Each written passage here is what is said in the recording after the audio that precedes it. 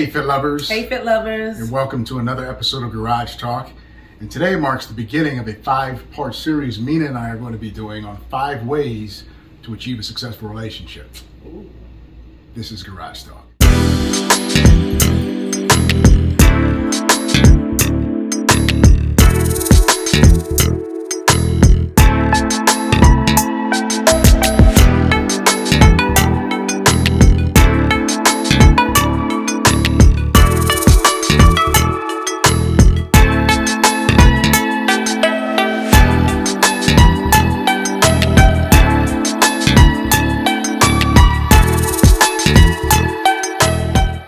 So, that's kind of a joke. Nina always says I say so before everything. It's the way he says it. So. I don't think I do that, but you guys be the judge. Go back and watch our other videos and tell me how many times I say so. Take shots each time. Anyway, over the next 5 weeks, Mina and I are going to be talking about 5 different ways you and your significant other can achieve a successful relationship. The 5 ways we'll be discussing are loving and being content with yourself, communication, trust, having fun with one another, showing desire for each other. That's a big one. So, on today's episode, we're going to be talking about loving and being content with yourself. Shot. First and foremost, before you can be in a successful relationship with anybody, you have to love yourself. You have to have appreciation for yourself. Because how can you do that for someone else if you don't even know how to do it for yourself? In my past, my whole objective was basically taking care of everybody else, doing stuff for everyone else, loving everyone else. And I put myself in the background. And I actually did that for years. Once I got my divorce and I had to spend that one-on-one time with myself, and I knew I had to be strong for my kids, and I had to be a powerful person, there were certain things that I did to try to assure myself better and to make sure that I was very comfortable within myself and that I found that love for myself so I would have the opportunity to have a healthy relationship. Because how are you going to love me if I don't even love me? It just doesn't make any sense, and I wanted someone to love me as much as you do. Yeah, if you aren't happy and content with yourself first, freaking dogs interrupted me. So, if you aren't happy and content with yourself first, you're definitely going to have a hard time being happy and content with someone else. Now, that doesn't mean that you have to have reached like an optimum level of contentment within yourself, and when we're all works in progress. yeah. But you should at least have a level of appreciation for yourself and who you are as a person at that moment in time. I mean, you bring yourself into any relationship that you're in. So I think that it's important for you to have a love or at least an appreciation for yourself before getting into a relationship. That's just my opinion. Yeah, because if you don't, it might show, and then the other person will feel the same way about you. Exactly. You got to have that first. I mean, having somebody who loves me and appreciates me, loves all my quirks and all my faults, allows me to be me and loves me all the more for it, that's great. But it would still be difficult to have a successful relationship with her if I wasn't first content with myself. Yep. Some of the ways in which we practice self-love, at least for me, are self-affirmations and self-positive talk.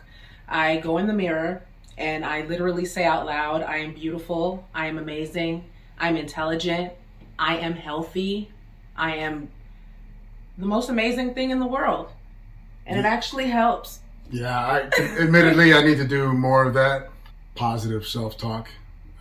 I'll get into my head a lot of times, and sometimes you got to get stuff out of your head. So do I, and we're our worst enemy, and we get down on ourselves sometimes.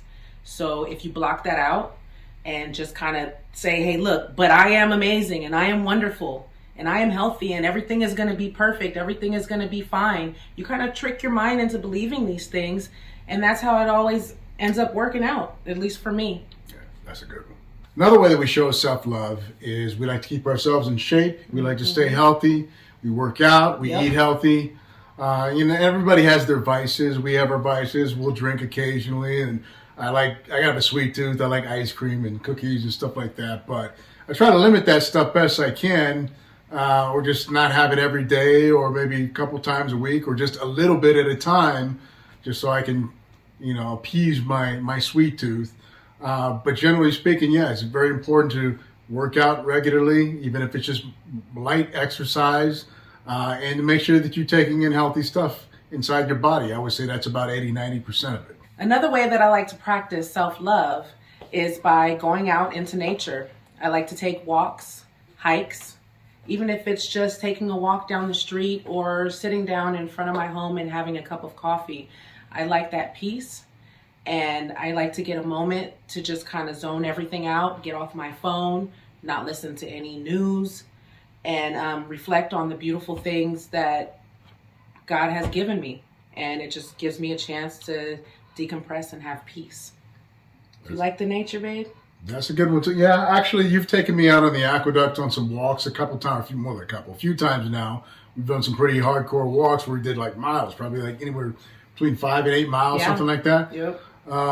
But it was actually relaxing, and I'm not like a big get out and take walks and ride my bike kind of guy. I probably need to get back to that because it is good cardio, another way of working out. But yeah, in all honesty, it has been relaxing. I do, get to see nature, and it's nice to get up into the hills and you can see the scenic view. There's a lot of views where we live. So yeah, I have to admit, I actually really enjoy that more than I thought I would. Also, feed your mind. I like to read a lot of books. You read? Okay, there's a caveat to that. Okay. Audiobooks. Okay. Audiobooks. You listen to books. Yeah. I don't have a lot of downtime. And when I do, if I sit down and try to read an actual physical book, I'll go right out. I fall right to sleep. It's like the perfect, not aphrodisiac. What's the... It's not an aphrodisiac. It's not aphrodisiac. Depending on the book. What's the one that puts you to sleep? Not aphrodisiac. You listening to watching Kama Sutra or something. Antihistamine or something like that. That puts you to sleep. Something. I drive a lot. I'm on the road a lot. Anesthesia. No. You don't need anesthesia while driving. Anyway, it's easy for me to listen to audiobooks. I listen to a ton of audiobooks. I'll go through one. I can't wait to finish one and get to another one. It's just knowledge that I'm feeding myself. Feeding your mind not only gives you knowledge about a variety of topics, but it also gives you different perspectives, different ways of thinking. Audiobooks have helped me not only learn a lot about the world, but about myself as well. So I would say, yeah, definitely feed your mind. One of the greatest ways of showing self-love. And finally, when getting into a relationship, if you have goals, it's important that you stick to those goals and you still maintain your individuality. You're talking about personal goals? Yes, personal goals. Like if you aspire to be an actor or a doctor or a lawyer, it's important that you don't get caught up in the relationship and forsake your dreams, correct? Yeah. You guys were individuals before you came into the relationship. Just because you're in a relationship doesn't mean you have to give those things up. Keep who you are. There's certain traits and certain things and certain characteristics about you that will always remain about you. And you got to keep that. That's what helps make a fruitful relationship successful. Well, folks, that wraps it up for today's show. Tune in for part 2 next Tuesday, where we'll be discussing communication and how it can also help you achieve success in your relationship. So, if you like this video, please like, subscribe. Don't forget to turn on your notifications so that you will be notified first when we release a new episode. Thank you for watching. Thanks again, FitLovers. We'll see you next time. Happy Thanksgiving.